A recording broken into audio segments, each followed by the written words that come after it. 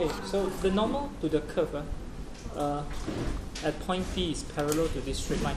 So maybe I do a sketch. This is a minimum curve. This line is a tangent. The line that is perpendicular to your tangent is called the normal. And the normal is parallel to this line, y equals negative x plus 12. So what is the gradient? Your gradient of normal is negative 1.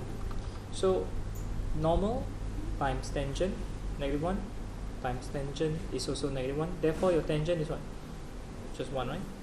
So when you differentiate this function, dy dx, you get 2x minus 5. So the key is this, I need to substitute my gradient of tangent. My gradient of tangent is now 1, so that I can find the x coordinate of point. Over 2x is 6, x is 3. So to find a y, you need to sub inside here. Now, although they ask you to find equation of normal, they ask you to find equation of normal, you need to find the coordinate point P first, right? That's why I sub in your gradient of tangent with 1 to find your x coordinate. When I got x is 3, I sub inside here. What do I get? Negative what? Negative 7, 9, negative 6, right? I got my coordinate 6. So with that, we use what? Y minus y1. My y1 is negative 6. Gradient of tangent is 1. Gradient of normal is negative 1 then. Negative 1, m x minus x1.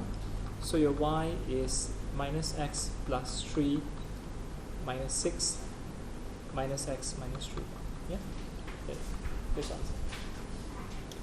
Okay? No. Is there an answer?